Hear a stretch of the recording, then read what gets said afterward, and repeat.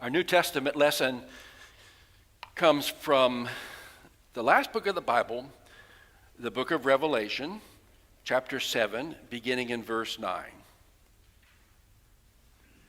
After this I looked, and there was a great multitude that no one can count, from every nation, from all tribes and peoples and languages, standing before the throne and before the Lamb, robed in white, with palm branches in their hands.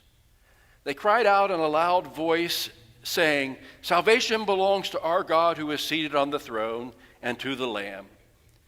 And all the angels stood around the throne and around the elders and the four living creatures, and they fell on their faces before the throne and worshiped God, singing, "Amen. Blessing and glory and wisdom and thanksgiving and honor and power and might be to our God forever and ever. Amen." Then one of the elders addressed me, saying, "Who are these robed in white, and where have they come from?" And I said to him, "Sir, you are the one that knows." Then he said to me, "These are they who have come out of the great ordeal. They have washed their robes and made them white in the blood of the Lamb. For this reason they are before the throne of God and worship him day and night within his temple. And the one who is seated on the throne will shelter them. They will hunger no more and thirst no more. The sun will not strike them, nor any scorching heat. For the Lamb at the center of the throne will be their shepherd, and he will guide them to springs of the water of life. And God will wipe every tear away from their eyes." The word of the Lord. Thanks be to God. I'm glad to be here next to the table this morning. This is a good time to be here at the table with you, particularly today as we have our All Saints cloth, and we're reminded of this vision from the book of Revelation, to be here next to these saints in white who have little red marks on their robe, reminding us that they have been washed in the blood of the Lamb, but now are singing and lifting up their praises and waving their palm branches before God and the Lamb who is at the center of the throne. It's a good time to be here at this table. Scholars say that this passage from Revelation is an interlude. It's what they call an interlude.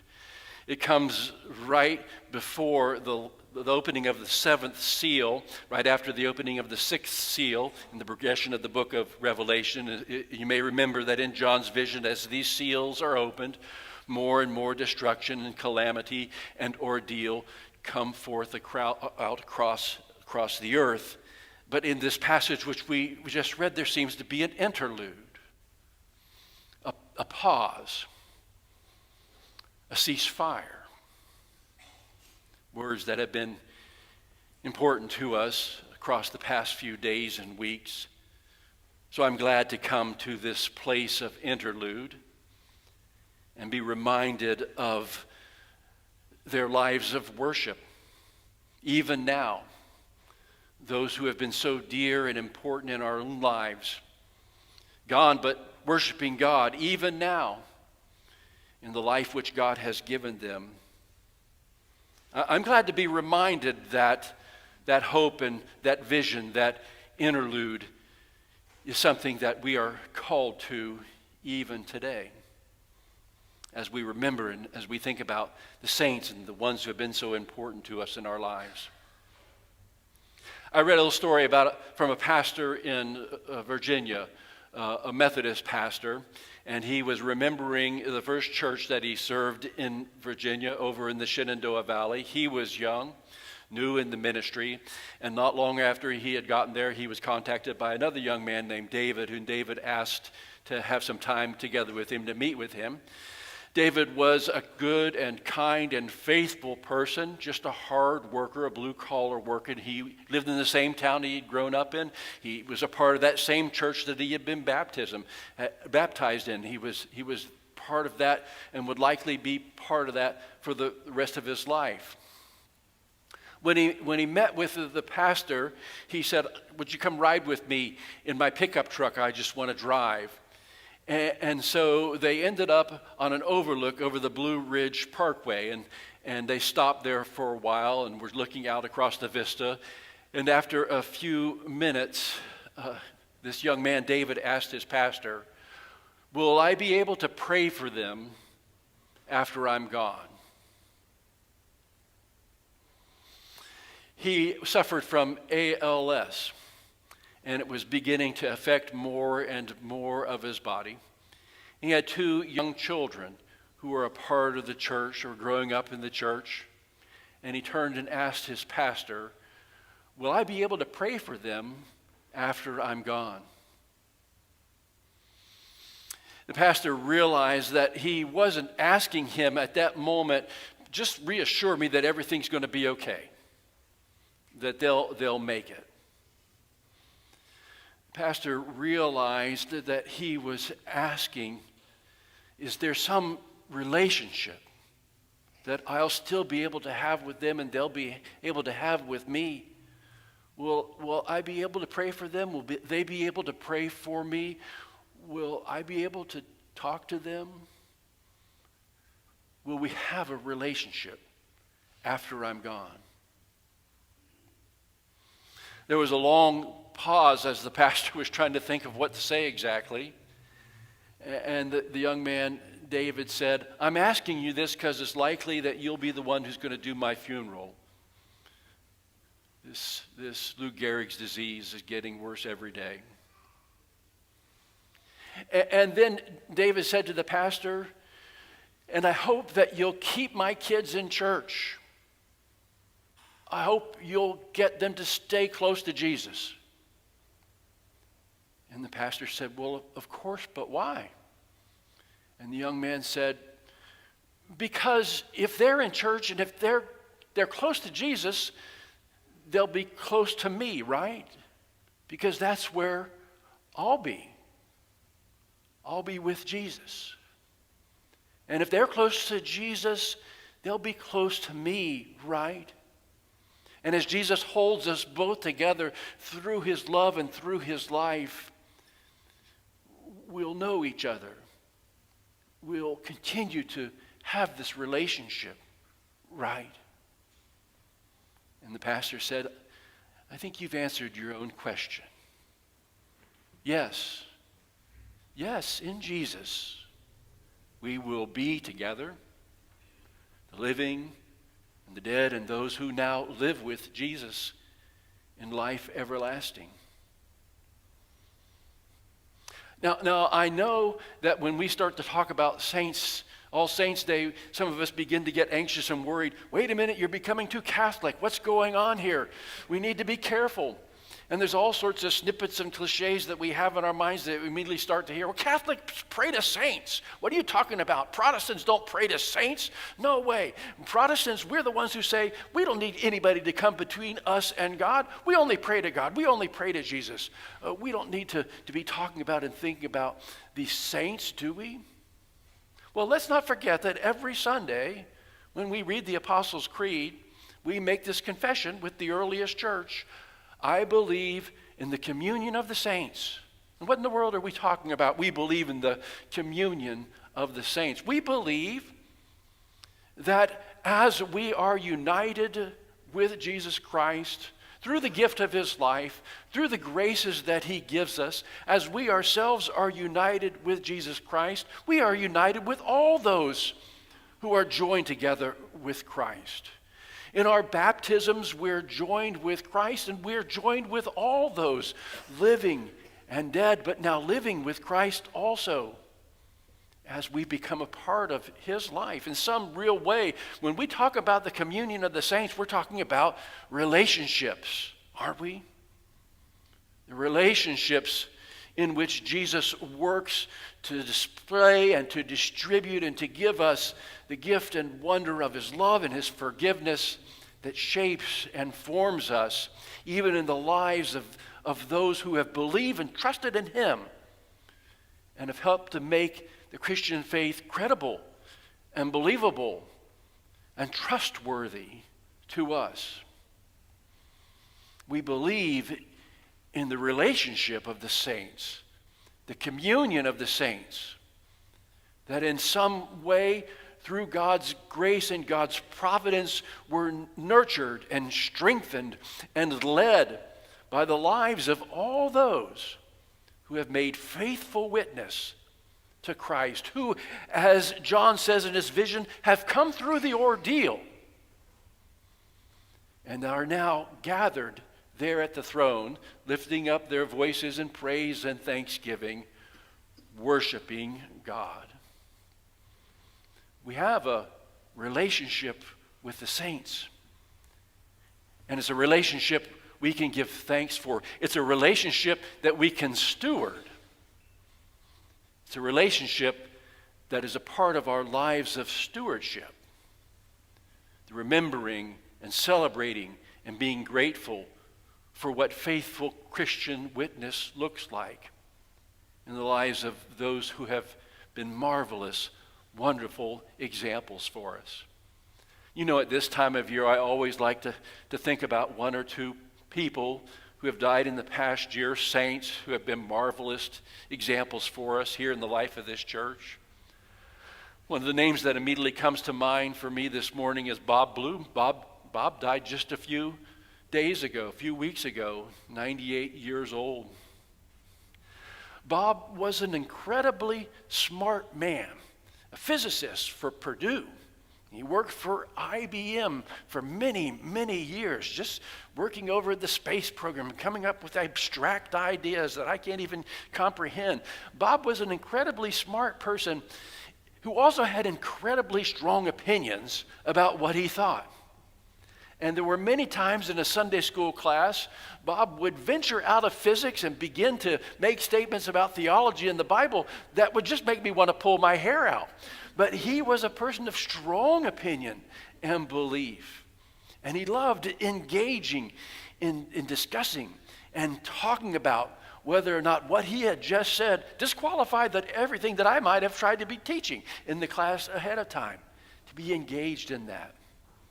But I remember, and I wonder if some of you in the fellowship class or some of the men's Bible study remember a story that Bob would tell every so often regularly, especially when we began to talk about parts of the Bible that had to do with science or faith or things like that.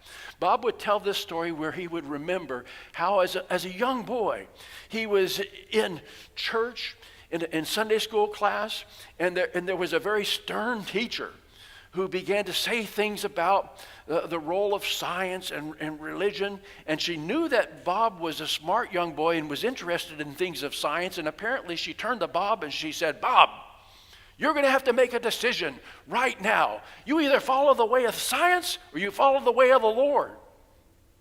You have to make this decision now, Bob." And Bob was so torn up about that. When he'd start to tell that story, he'd start to cry.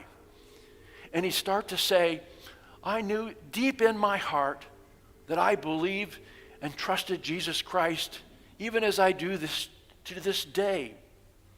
But I also knew that I had gifts that God had given me to think about the world and the role of science in our lives."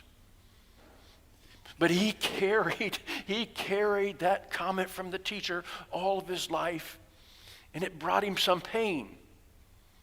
But to see him tell that story and begin to cry and to confess his own deep, deep faith and the struggle that he had engaged with that faith across his life and across his work was a gift to those of us who gathered and listened to him share that way.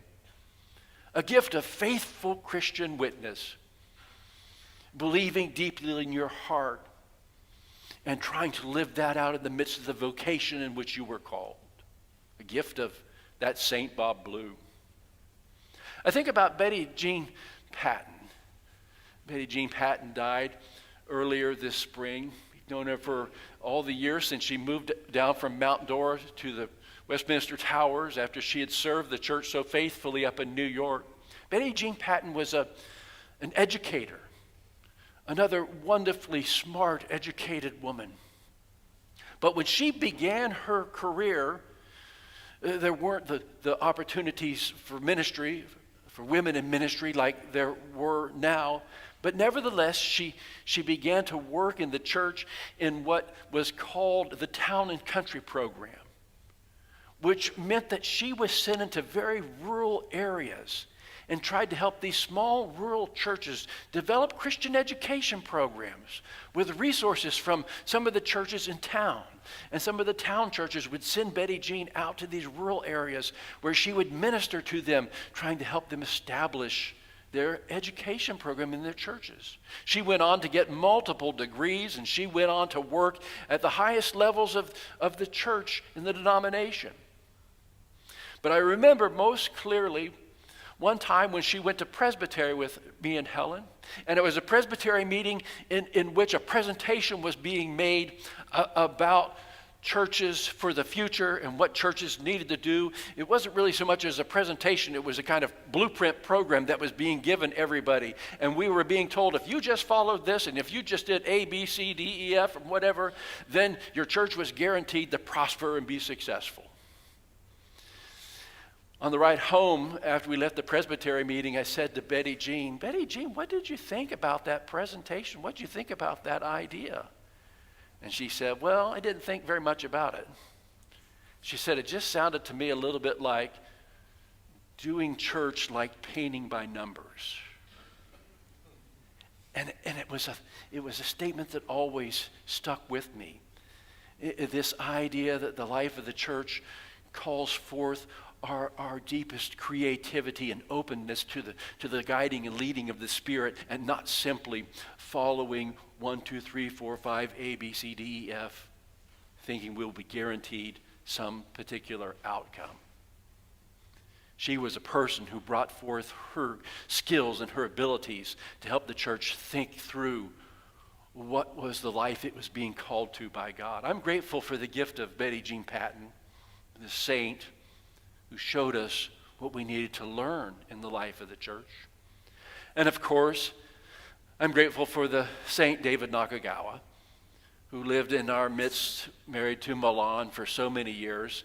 And as I've been thinking about David at different times and different moments across the last year or since this past January when he died, I keep coming to this deep understanding and realization that David pastored us. David was our pastor.